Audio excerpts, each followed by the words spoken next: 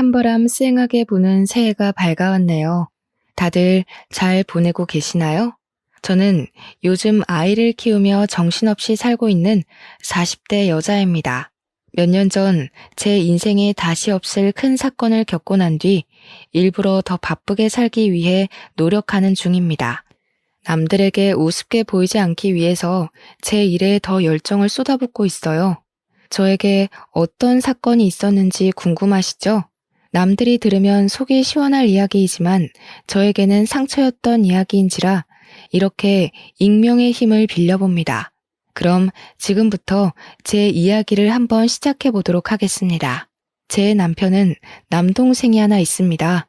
도련님이 어릴 적에 어머니께서 사고를 당해 돌아가시고 시부 혼자 남편과 도련님을 키워내셨다고 했어요. 그러다 보니 엄마의 손길이 필요한 시점에 남편이 나서서 도련님을 돌보면서 지냈다고 했습니다.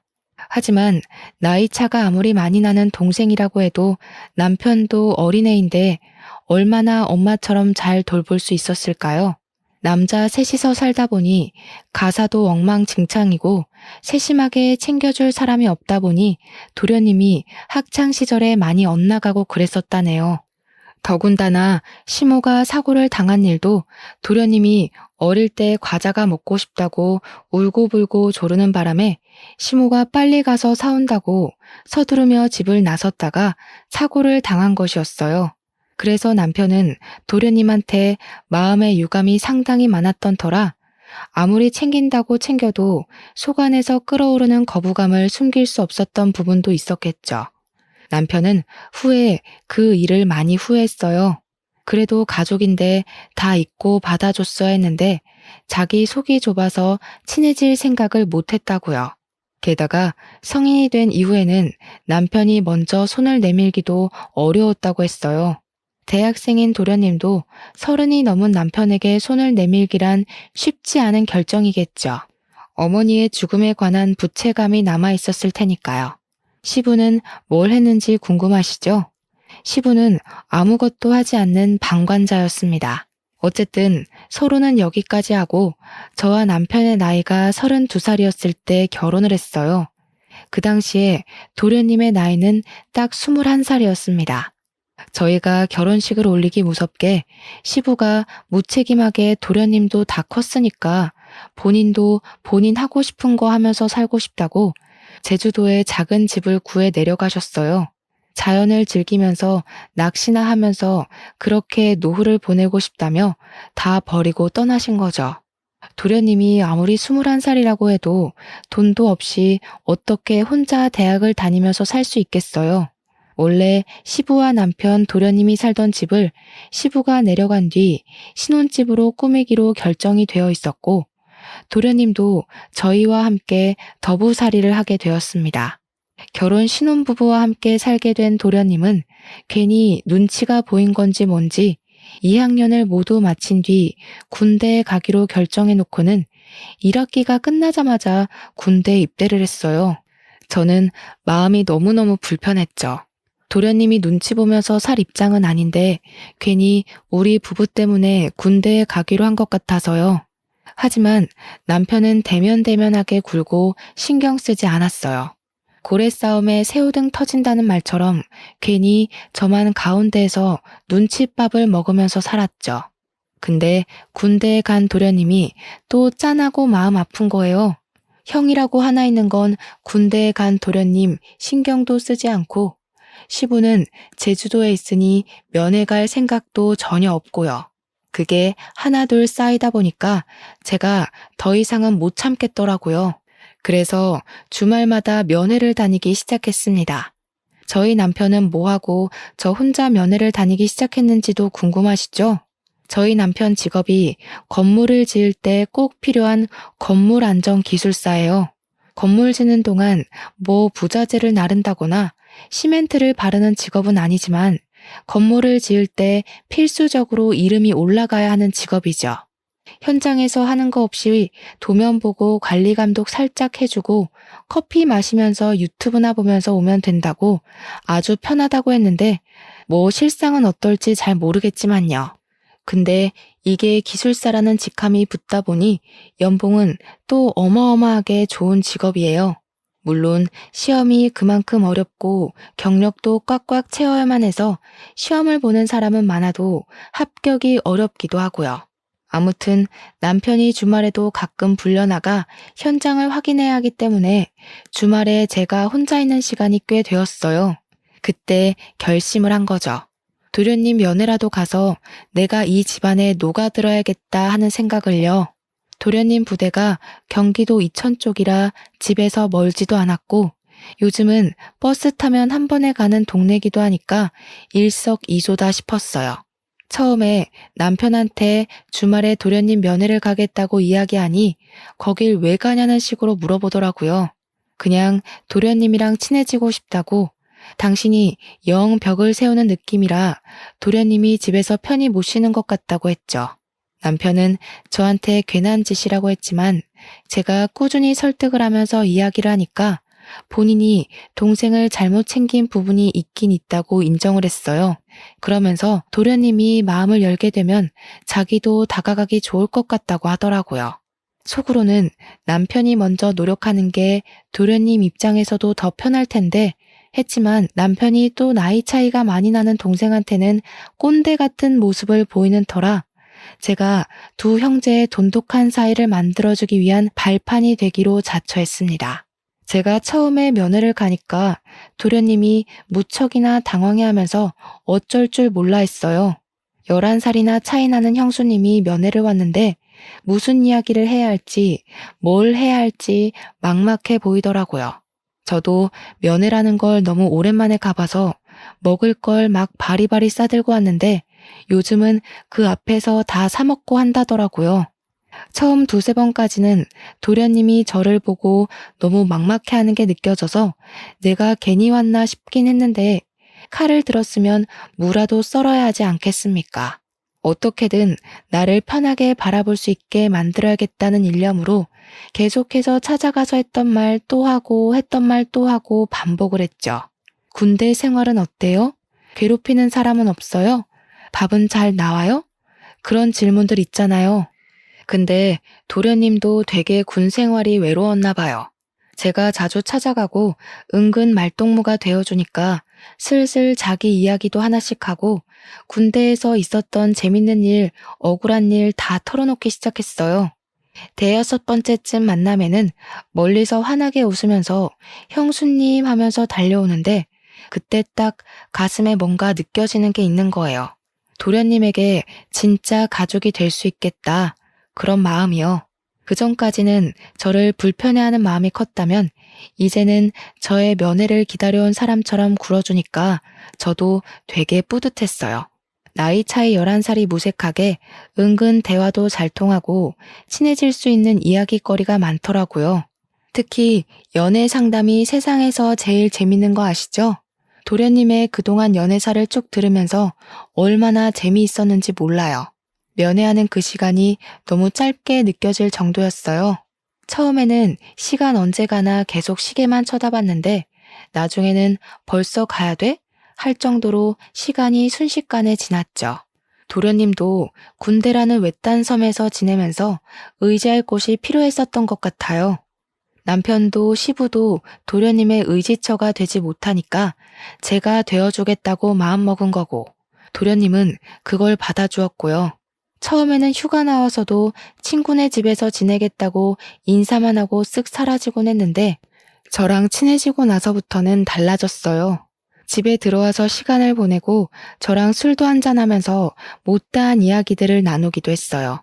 남편은 그런 도련님의 변화에 매우 놀라워하면서 은근슬쩍 같이 엉덩이 붙이고 앉아서 이야기를 나누기도 했습니다. 도련님도 남편을 어색해하면서도 저라는 교차점이 있으니까 둘 다 슬슬 마음을 열기 시작했고요. 제대를 앞두고 휴가를 자주 나오기 시작한 시점부터는 정말 다른 형제들과 다름없이 둘이 장난치고 노는데 너무 벅차올랐어요. 결혼 처음 할 때 그 어색했던 공기가 무색할 만큼 웃음이 끊이질 않는 집안이 되었거든요. 하루는 도련님이 조금 과하게 술을 드시는 것 같더니 서로 울면서 지난 이야기를 하는데 제가 얼마나 짠했는지 몰라요. 속내를 다 털어놓고 나니 홀가분해 보이긴 했는데 그 이야기들은 절대 가볍지 않은 이야기였어요. 남편은 시모가 그렇게 허망하게 세상을 뜬 것이 동생 탓이 아닌 걸 알고는 있었지만 원망했었다고 이야기를 했고요. 도련님도 꼭 자기 탓인 것만 같아서 매번 마음의 짐이었는데 형까지 자기를 대면대면하게 굴고 싫어하는 티를 내니 그게 너무 힘들었다고 했습니다.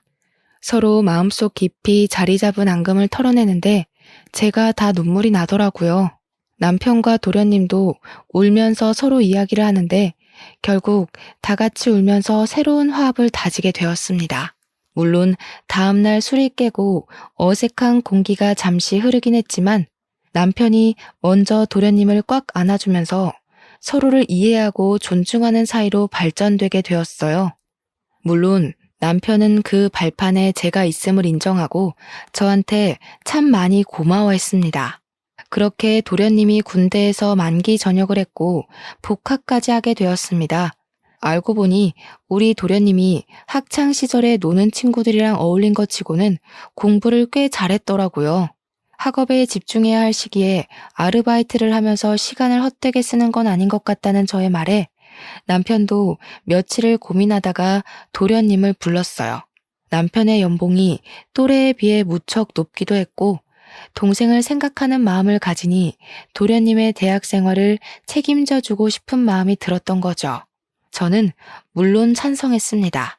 도련님이 공부도 하면서 일도 하고 그러다가 두 마리 토끼를 다 놓치는 건 싫었거든요. 도련님은 남편의 그런 마음에 고마워하면서도 은근히 본인이 나중에 취직하면 다 갚아내기를 원했어요. 하지만 남편은 딱 잘라서 동생을 위해 이 정도 돈은 쓸 수 있다며 걱정하지 말고 학업에 집중하라고 이야기를 했습니다. 저도 웹디자이너로 일을 하고 있었기에 상대적으로 여유가 있었어요. 물론 어느 회사에 취직해서 고정적인 월급을 받으며 일하는 게 아니라 프리랜서로 일하면서 건당 얼마씩 가격을 책정받아 재택근무를 하는 처지라 매달 고정적인 수입이 있다기보단 들쑥날쑥한 처지긴 했어도 그래도 중소기업에 다니는 웹 디자이너들 가까이 돈을 벌었거든요. 집에서 도련님을 챙기면서 금전적으로 도움도 줄 수 있으니 가족들 사이는 점점 끈끈해졌죠. 그러다가 제가 드디어 임신을 하게 되었습니다. 제 임신 소식을 남편이 제일 먼저 알긴 했지만 남편보다 도련님이 훨씬 더 좋아하셨던 것 같아요. 눈물을 글썽거리면서 드디어 조카가 생긴다고 조카를 위해서 뭐든 다 해줄 수 있다며 저를 얼싸안고 기뻐했죠. 그 모습을 보던 남편이 누가 남편인지 헷갈린다며 헛웃음을 칠 정도였습니다. 저는 남편과 도련님의 극진한 대접을 받으면서 임신 기간을 보낼 수 있었습니다. 제가 남편이 살던 집에서 신혼집을 꾸미게 되면서 딱 한 가지 그동안 마음에 걸렸던 게 있었어요. 그게 바로 방의 크기였습니다. 시부가 쓰던 안방을 리모델링하면서 저희 부부가 쓰게 되었고 두 번째로 큰 방이 남편 방이었는데 그걸 남편이 서재로 이용하고 있었거든요. 도련님은 제일 작은 방을 사용하고 있었는데 그 방 크기가 좀 창고처럼 작은 크기였었어요. 아무래도 남자고 공부도 하는 학생인데 방 크기가 너무 작아서 고민이었거든요. 그동안은 군대에서 생활하느라 집에 붙어 있을 시간이 별로 없어서 괜찮겠거니 했지만 이제 복학도 했고 집에서 보내는 시간이 많은데 방이 너무 작더라고요. 남편은 서재로 쓰던 본인의 방을 정리하고 아기 방으로 꾸미자고 했어요. 저는 남편에게 도련님이 졸업하고 취업 준비까지 하려면 제일 작은 방에서 생활하는 게 너무 불편할 것 같다고 운을 뗐습니다. 어차피 아기가 클 때까지는 안방에서 같이 자고 생활할 테니까 이참에 도련님 방을 바꿔주는 게 어떻겠냐고 했어요. 남편도 그 생각은 차마 못했었다며 저에게 바꿔주는 게 좋을 것 같다고 했고 허락이 떨어지자마자 도련님에게 방을 바꾸자고 했습니다. 그동안 티를 안 냈던 건지 큰 방으로 옮겨준다고 하니까 엄청 좋아하더라고요. 도련님 취미가 피규어를 모으고 도색하는 거였는데 드디어 장식장을 넣을 공간이 생겼다면서 좋아했어요. 아주 소소한 부분인데 기뻐해주니까 저와 남편도 덩달아 기분이 좋아지더군요. 그럴 때 보면 정말 어리구나 하는 게 느껴지던 우리 도련님이 글쎄 제가 임신했다고 조카 선물도 챙겨주고 싶다고 몰래 과외 알바를 한 거예요. 나름 서울에 있는 상위권 대학이라 그런지 아르바이트 자리가 꽤 있었다면서 몇 개월을 틈틈이 모아서 저에게 선물을 안겨준 거죠. 남편에게도 받아본 적 없는 작은 명품백이었어요. 저는 로고를 보고 너무 놀라서 이거 못 받는다고 환불해요라고 했지만 도련님은 강경하게 꼭 형수님이 들어줬으면 좋겠다고 했어요. 그러고는 아이 키울 때 필수품이라고 인터넷에서 검색해서 사왔다며 젖병 소독기랑 우리 아이가 입을 내복까지 준비했더라고요. 저한테 필수품 사줘서 고맙죠? 하면서 해실거리면서 웃는데 어디서 이런 복덩어리 도련님을 만난 건지 너무 고마웠습니다. 우리 남편도 차마 생각하지 못했던 부분이라면서 깜짝 놀라서 도련님한테 엄지척 해주더라고요. 우리 남편이 그런 센스를 좀 본받았으면 하는 부분에 도련님 보고 잘 따라하라고 저는 옆구리를 찔렀고요. 그 가방이 너무 예쁘고 소중해서 다를까봐 아까운 마음에 제대로 들고 다니지도 못했네요. 방 한가운데 걸어놓고 고사 지내듯이 내 소중한 명품백 하고 있으니 남편이 보다 못해서 막 들고 다니라고 가방을 하나 더 사줬어요. 우리 도련님 덕에 결혼한 지 몇 년 만에 남편한테서 명품백도 선물 받아본 거죠. 제가 임신 3개월쯤 접어들었을 때 남들처럼 입덧이 엄청나게 심하게 왔어요. 정말 물냄새만 맡아도 역한기가 올라올 정도로 심해서 입덧 티백이며 입덧 사탕이며 나중에는 약까지 처방받아서 먹었습니다. 살은 쭉쭉 빠지고 정말 아무것도 생각나지 않고 어지러움도 심해져서 수액을 맞아가면서 하루하루를 버텼어요. 그때 남편은 새 공사일을 수주받아서 지방 출장도 가고 일이 바빠 저를 거의 챙겨주지 못했습니다. 그래서 바쁜 남편을 대신해 도련님이 모든 수발을 다 들어주셨어요. 입덧이 살짝 가라앉아 먹고 싶은 게 생기면 도련님이 얼른 나가서 사다 주고 구하지 못할 음식들은 정말 인터넷으로 백방으로 알아봐서 어떻게든 구해다 주었어요. 날이 쌀쌀한데 수박이 너무 당겨서 수박바라도 사 먹어야 하나 했는데 수박 주스를 어디서 구해와서 저한테 주더라고요. 진짜 남편에게서 느낄 수 없는 감동적인 모습이었다고나 할까요? 출산하고 나서도 도련님의 조카 사랑은 대단했습니다. 바쁜 남편을 대신해서 병원에 예방접종을 할 때도 도련님이 따라가 주었고 아기 분유나 기저귀가 다 떨어져서 발을 동동 구를 때도 도련님이 사다 주었어요. 아기를 키우느라 잠도 제대로 못 자는 저를 배려해서 삼시세끼 밥도 다 차려주고요. 마트에서 장까지 다 봐오더라고요. 같이 외출을 할 때면 사람들이 저한테 젊은 신랑 둬서 부럽다고 놀리기까지 했으니 말 다 했죠. 저도 정말 도련님이 없었으면 2시간마다 깨서 밥을 달라고 보채는 아기를 어떻게 키웠을까 싶습니다. 살림살이도 전부 도련님이 책임져준 덕분에 아기 젖병 한번 제가 소독해 본 적이 없었어요. 다행히 도련님의 기말고사가 끝나고 종강을 한 시점이라 24시간 붙어서 조카를 같이 봐주는데 너무 고마웠습니다. 그 나이대 남자가 육아에 대해 뭘 알겠어요. 혹여라도 조카한테 피해가 가면 안 된다고 제 육아 서적까지 빌려다가 보면서 공부를 하는데 진짜 도련님이 누구랑 결혼할지 너무 부러웠습니다. 도련님의 방학이 끝나고 나서는 시부가 간간히 올라와 아이를 봐주고 친정에서도 많이 도와주었어요. 100일이 지나고 나니까 아기가 잠도 더 오래 자고 보채는 것도 많이 줄어서 육아에 점점 능숙해졌죠. 그렇게 우리 도련님이 대학 공부를 마치고 졸업하는 시기가 왔습니다. 졸업식 날은 함께 보내야 되지 않겠냐며 시부가 서울에 올라오셨는데 얼굴이 많이 상하셨더라고요. 제주도 가서 자연과 함께 자유로운 생활을 즐긴다고 하셔놓고 왜 이렇게 얼굴이 상하셨냐고 물었더니 그저 씁쓸하게 웃으셨습니다. 저는 오랜만에 본 시부를 대접하고자 산의 진미 제주도에서 많이 드셨겠지만 서울산도 드셔보라며 진수성찬을 준비했어요. 도련님이고 남편이고 아이 키우느라 바쁜데 별걸 다 한다고 은근 타박하는 말을 하면서도 차려진 음식을 정신없이 먹더라고요. 근데 정작 우리 시부가 음식을 제대로 드시지 못하시는 겁니다. 그래서 왜 이렇게 못 드시냐고 속상하다고 했죠. 그제야 시부가 할 말이 있다면서 사실 몸이 좀 안 좋다고 이야기를 하시는데 너무나도 충격적이었어요. 남편도 도련님도 입을 떡 벌린 채 시부가 하는 이야기만 듣고 있었습니다. 살아갈 날이 얼마 안 남은 것 같다면서 그래도 손주는 보고 갈 수 있으니 얼마나 다행이냐고 웃으시는데 눈물이 왈칵 쏟아질 것 같았어요.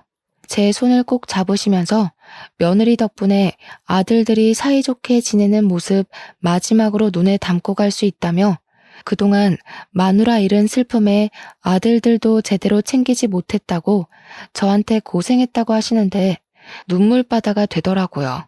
너무 행복하게 살고 있었는데 갑자기 병으로 아프시다고 하니 가족들이 무슨 이야기를 할 수 있겠습니까? 서울에 올라오신 이유도 물론 도련님의 졸업식을 보기 위해서였지만 요양병원에 들어가시려고 오신 거였습니다. 시부는 위암 말기라고 했어요. 위암은 생존율이 높은 병이지만 이미 손 쓸 수 없는 시기에 접어들었다며 암 환자들이 모여있는 요양병원에 대기를 해두셨대요. 자리가 났다는 말에 제주도 생활을 빠르게 정리하고 올라오신 거더라고요. 시부는 일주일 뒤 요양병원에 입원을 하셨고 서울 근교에 교통편도 잘 되어 있는 곳이라 저는 간간히 시부의 간병을 하러 요양병원으로 향했습니다. 애 키우는 것도 벅찼지만 시부에게 아이를 더 많이 보여드리고 화목한 가정을 보여드리고 싶었어요. 남편도 도련님도 저에게 늘 고마워하는 마음을 지니고 있었습니다. 아기 업고 다니면서 시부 병간호를 하고 하지만 제 마음과 달리 시부는 오래 견디지 못하셨고 6개월을 넘기지 못하시고 돌아가셨습니다. 우리 아기 나이가 고작 3살밖에 되지 않았을 때였어요.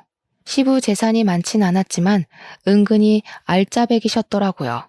남편하고 도련님이 뚝 잘라서 반씩 나눠가지고 제주도에 작은 땅이 하나 있다고 해서 그 땅을 정리할 겸 다 같이 제주도 여행을 떠났습니다. 그런데 그 땅에 빽빽하게 나무가 심어져 있더라고요. 이 나무를 어떻게 처리하지 하고 있었는데 알고 보니 그 나무가 조경에 많이 쓰이는 나무고 부르는 게 값인 나무였어요. 땅값보다 몇 배나 더 비싼 나무였던 거죠. 빽빽하게 심어진 나무를 팔고 나니까 억 단위 돈이 생기더라고요. 그 돈이 통장에 찍힌 걸 보고 남편이랑 도련님이랑 저랑 셋이 얼마나 얼떨떨했는지 몰라요. 도련님은 2년이 조금 안 되는 시간 동안 취업 준비를 해서 대기업에 당당하게 입사를 했어요. 원래도 공부를 잘하고 또 나름 좋은 대학을 나왔으니까 대기업에 입사하는 게 당연하다고 생각은 했지만 도련님의 노력 없이는 힘든 일이었죠. 그런데 제가 모르던 사실이 있었던 거죠. 도련님이 직장 내에서 나름 인기도 좋고 서글서글하니 굳은 일도 잘하는 타입이었는데 그걸 시기 질투하던 무리가 있었던 겁니다. 하필 그 무리가 프로젝트에서 좋은 성과를 따냈고 도련님을 슬슬 무시하기 시작하면서 직장 내 괴롭힘이 시작된 거예요. 도련님이 어느 날부터 살도 너무 빠지고 원형 탈모가 생길 정도로 괴로워하더라고요. 남편은 그런 도련님에게 어딜 가든 너를 좋아하는 사람만 존재할 수 없다고 버텨내라고 했지만 저는 그런 도련님을 차마 지켜만 보기 너무 힘들었어요. 도련님에게 버티는 게 능사는 아니다. 버티면서까지 대기업이 꼭 좋은 모습만 있는 건 아니지 않냐고 은근슬쩍 자격증 이야기를 꺼냈습니다. 남편처럼 기사 자격증을 따서 일을 하다가 기술사 자격증까지 노려보는 건 어떻겠냐고요. 기술사를 따려면 아무래도 기사 경력이 인정되어야 하기 때문에 시간이 걸릴 순 있지만 결과적으로는 괜찮은 직업 아니냐고 했죠. 아직 도련님 나이가 젊기도 했고 충분히 가능할 거라고 생각했어요. 도련님은 정말 제 말에 용기를 얻은 건지 힘들게 입사한 대기업에 사표를 내고 공부에 몰두하기 시작했습니다. 첫 시험에서 기사 자격증을 따냈고 일을 시작했는데 같은 길을 걷겠다는 동생이 내심 뿌듯했는지 남편이 여러 방면으로 잘 이끌어 주었어요. 남편이 수주받은 건물 현장에 일손이 부족했는지 도련님에게 이야기를 하더라고요. 현장 사람들에게도 추천을 해서 도련님은 남편과 같이 일을 하게 되었습니다. 조건도 괜찮고 월급도 괜찮고 남편이 관리직으로 있는 회사나 다름없어서 그런지 도련님에게 다들 친절하게 군다고 했어요. 도련님도 남편이랑 같이 일을 하기 시작한 뒤로 출퇴근도 같이 하고 점심도 같이 먹고 꽤 즐거워 보였거든요. 그런데 한두 달 지나고 나서부터는 도련님이 또 점점 말수가 줄어들고 저한테도 대면대면하게 구는 겁니다. 늘 살갑게 저에게 말을 걸어주던 도련님이 갑자기 찬바람 쌩하니 부니까 저도 좀 이상했어요. 혹시 직장 내 괴롭힘이 옮긴 회사에서도 있는 건가 싶기도 했고 남편이 관리직이니까 저한테 말을 못해서 저러나 자꾸 눈치를 보게 되더라고요. 저를 피한다는 느낌이 딱 들었는데 곰곰이 생각해보니까 또 이상한 거예요. 직장 내 괴롭힘이 이유라면 굳이 저를 피할 이유가 있을까요?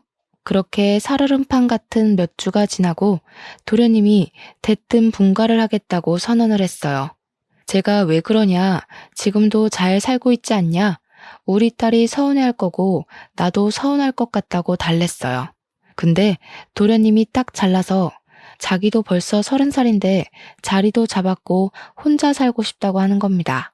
우리 딸이 몇 년 더 지나서 초등학생이 되면 다 큰 삼촌이랑 같이 사는 것도 불편할 것 같다고 하고 딸은 아직 어리니까 삼촌이랑 못 노는 거냐고 울고불고 하는데 도련님 입장을 생각해보면 우리 딸이랑 놀아주느라 주말에도 못 쉬고 하니까 도련님 생각을 하면 자취하는 게 낫겠다 싶더라고요. 집 근처에서 자취할 거죠? 하고 물어보니까 이번에 대구에 있는 회사에 좋은 조건으로 취직을 하게 되었다면서 대구로 간다는 겁니다. 거기 가면 아는 사람도 없고 기술사 공부나 차근차근 해서 시험 준비도 하고 싶다고. 대구가 너무 멀다 싶었지만 KTX 타면 또 2시간 거리니까 알겠다고 할 수밖에 없었어요. 도련님은 서둘러서 자취 준비를 했고 저는 은근히 미심쩍었지만 보내줘야 했죠. 제가 엄마도 아니니까요. 그런데 도련님이 자취를 시작한 이후 저랑 연락이 잘 안 닿더라고요. 맨날 잤어요. 바빴어요. 공부했어요. 이러는데 막말로 제가 뭐라고 도련님한테 닥달을 할 수 있겠습니까? 그렇게 또 어영부영 몇 년이 흘렀습니다. 남편은 여전히 일이 바빠 시간 내기가 어렵고 도련님의 연락은 정말 가뭄에 콩나듯 생존 신고만 하는 정도로 왔어요. 어느 날 갑자기 남편이 대구에 출장을 가게 되었다면서 가는 김에 도련님 보고 주말에 올라오겠다고 하더군요. 그래서 저도 주말에 같이 대구에 갈까? 하니까 일 때문에 가는 거라고 딱 잘라서 오지 말라고 했어요. 서운했지만 나중에 따로 가겠다고 했죠. 주말이 되어서 오랜만에 도련님한테 전화를 했어요. 도련님이 반갑게 받아주길래 형 잘 만났어요? 맛있는 거 먹었어요? 하니까 네? 하고 대답을 하는데 느낌이 딱 쎄한 거예요. 우리 남편이 대구에 간 사실조차 모르는 그런 느낌이 났다고 할까요? 그래서 도련님, 우리 남편 안 만났어요? 도련님 본다고 대구 갔는데? 하니까 도련님이 무척 당황했어요. 아, 이러면서 대답을 못하는데 뒤통수 팍 맞은 느낌이 나더라고요. 도련님 뭐 알고 있는 거 있냐? 나한테 다 말해달라니까 자긴 아무것도 모른대요. 그냥 형이 대구 오는 것도 잘 몰랐다고 일이 바빴어야 하는데 누가 봐도 도련님이 변명하는 느낌이 들었습니다. 그래서 저는 남편이 바람이 났구나 하는 걸 직감적으로 느꼈어요. 그때부터 재택근무하고 있던 웹디자인 일도 눈에 들어오지 않고 아이가 밟히지도 않더라고요. 그래서 일단 남편이 집으로 돌아오고 뻗어서 자는 동안 남편의 휴대폰을 뒤지기 시작했습니다. 그런데 너무 깔끔하게 다 삭제가 되어 있더라고요. 문자며 카톡이며 SNS며 있는 게 하나도 없더라고요. 제일 수상한 게 뭔지 아세요? 카드사 결제 문자까지도 하나하나 다 지웠다는 겁니다. 그래서 저는 남편이 집에서 사용하는 컴퓨터에 공인인증서가 깔려 있다는 걸 기억해냈어요. 남편이 쓰는 아이디랑 비밀번호가 모두 통일되어 있었거든요. 그래서 카드사 홈페이지에 접속을 해서 명세서를 확인하기 시작했습니다. 정말 무슨 정신으로 그걸 일일이 프린트했는지 모르겠네요. 대구에 출장 간다고 한 날도 경기도에 있는 호텔에서 카드를 사용한 흔적이 발견되었고요. 모텔, 호텔, 영화관 이런 내역들이 막 있더라고요. 손이 부들부들 떨리고 목구멍에서 불이 나올 것 같았습니다. 저는 바로 도련님에게 전화를 걸어서 솔직하게 모조리 다 털어놓으라고 했어요. 나 다 알게 되었다고, 남편이 호텔 가고 바람 피우는 거 다 찾아냈다고 하니까 도련님이 한숨을 푹 쉬더라고요. 그제야 모든 걸 다 털어놓는데 남편이 정말 개자식이었습니다. 도련님이 남편이 소개해준 업체에서 일할 때 거기에 있던 경리랑 이상한 낌새가 있다는 걸 눈치를 챘대요. 혹시나 하고 남편을 떠보니까 둘이 바람난 게 맞았고 화도 내고 싸우기도 했다고 했습니다. 그랬더니 남편이 정리할 거라고 했다며 대신 자기가 동생에게 바람 피운 걸 들킨 게 수치스럽다고 집에서 나가라고 했답니다. 얼굴 볼 때마다 그 경리가 생각날 것 같다고, 그러면 형수한테도 죄짓는 기분 아니겠냐? 가정에 충실할 수 있게 나가 살아달라고 했대요. 저한테 말은 못하고 티도 못 내고 전전긍긍하다가 결국 저를 피하게 됐고 집도 나가 살게 되었다고 했습니다. 아직 정리 못한 것 같다고 혹시 그 격리 사진 있냐고 하니 도련님이 이직할 때 쫑파티 하면서 찍은 사진이 있다고 보내줬어요.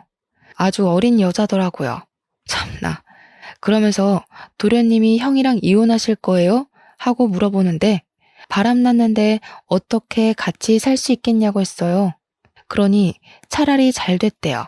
이혼하겠다고 형수가 마음먹었으니 자기도 마음 한결 가벼워졌다면서 바람 잡으러 같이 가자고 하더라고요. 그래서 저는 그때부터 작전을 짰어요. 은근슬쩍 남편한테 주말에 또 출장 가? 하면서 이번 주에는 내가 도련님한테 다녀올까 해 하고 집을 비울 거라고 언지를 줬죠. 그러니 남편이 신나서 저한테 대구 구경도 하고 포항도 가까우니까 바다 구경도 하고 오라고 이야기를 하더군요.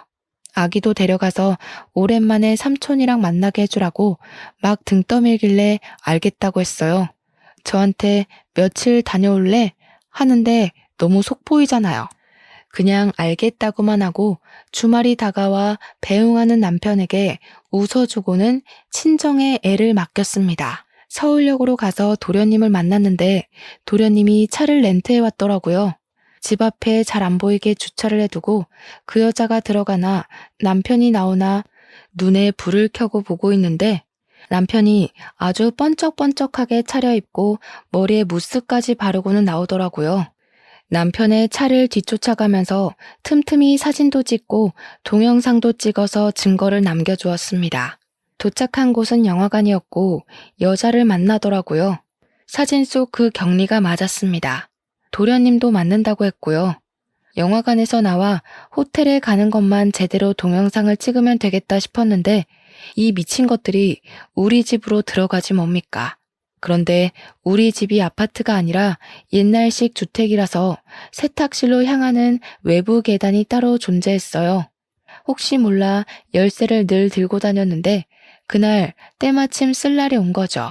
그쪽 가서 문을 살짝 열고 주방 쪽이랑 연결된 세탁실이라 몸을 숨기고 거실 소리를 듣고 있었습니다. 남편이랑 상간녀가 신나서 떠들고 있더라고요. 우리 진짜 호텔 안 가도 돼? 집에 있어도 돼? 나 너무 불안한데.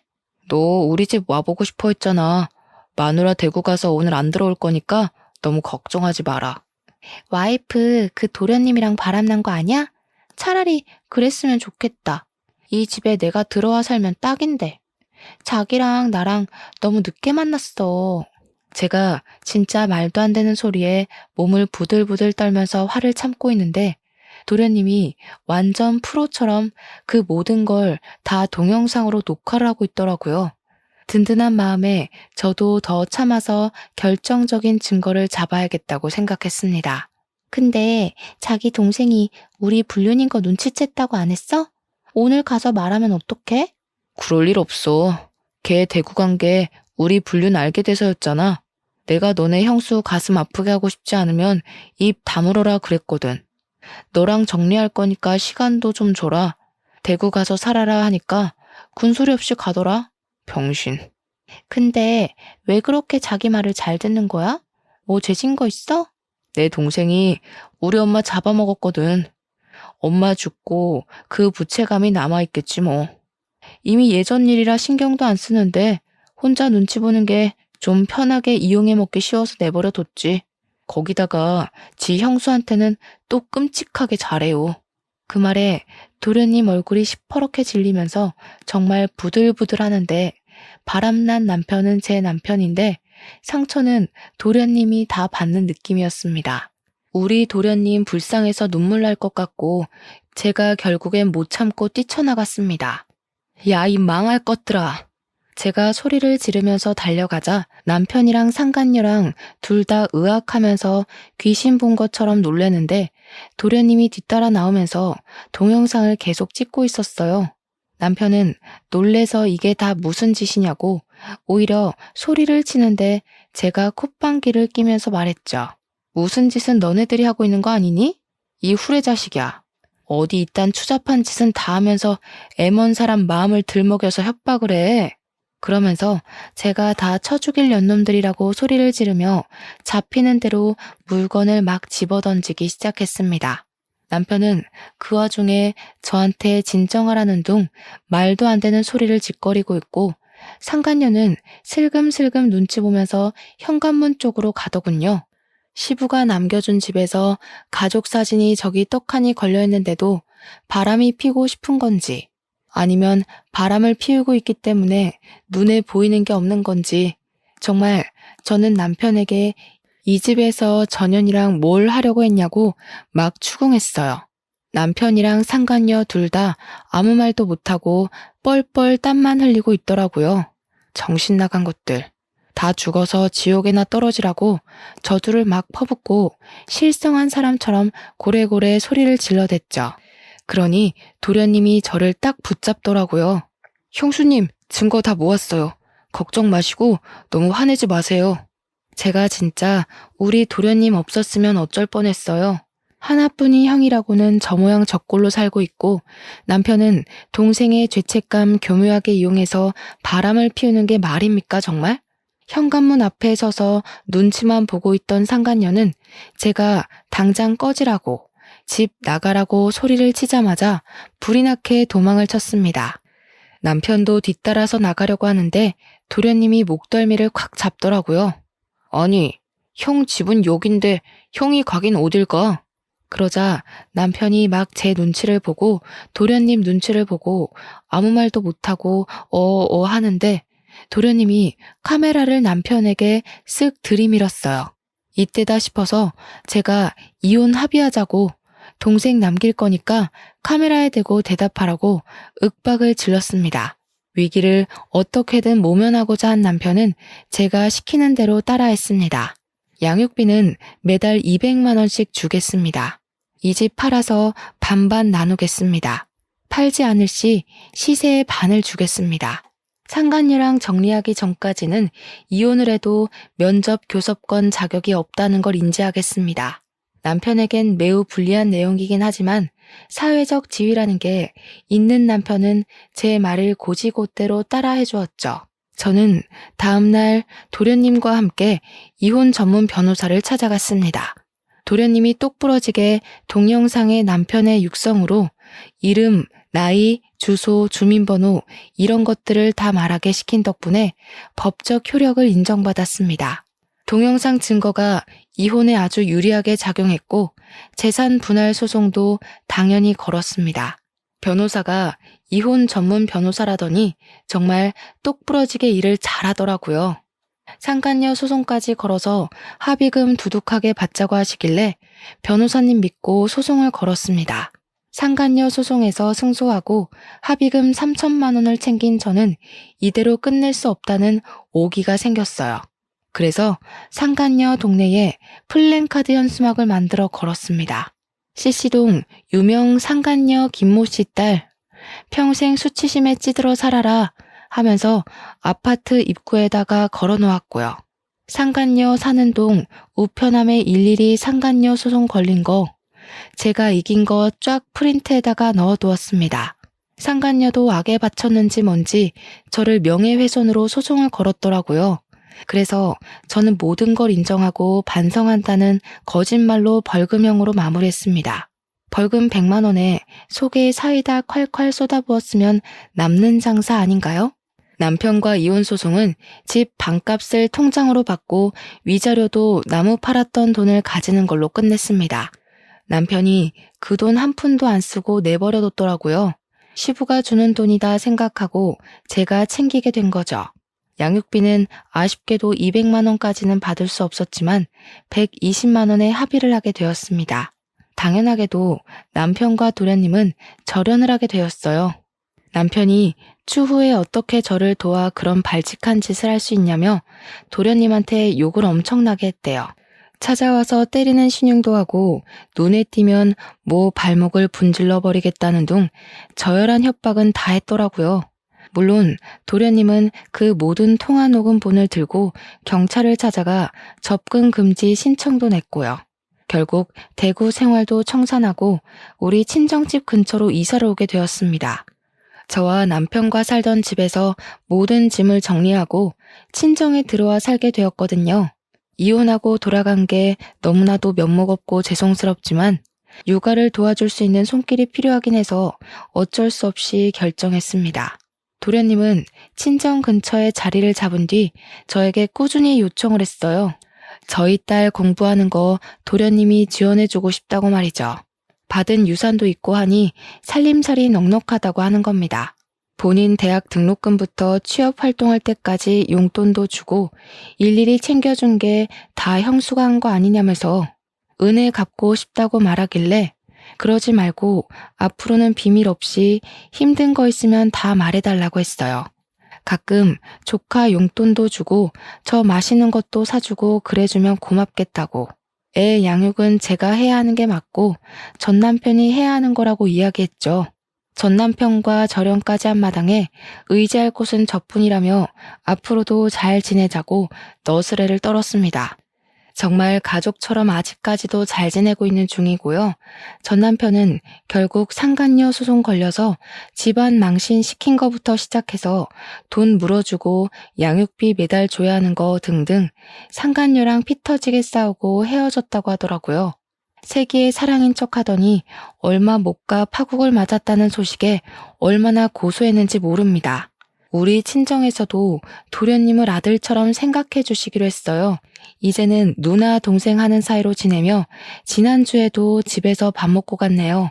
좋은 여자 만나서 장가 갈 때까지 제가 옆에서 가족처럼 의지처가 되어주려고 합니다. 도련님 덕분에 저도 앞뒤가 다른 인간이랑 이혼하고 새 출발할 수 있게 되어 너무나도 기쁩니다. 앞으로도 의좋은 사이로 잘 지내보겠습니다. 사연 들어주신 여러분 감사합니다.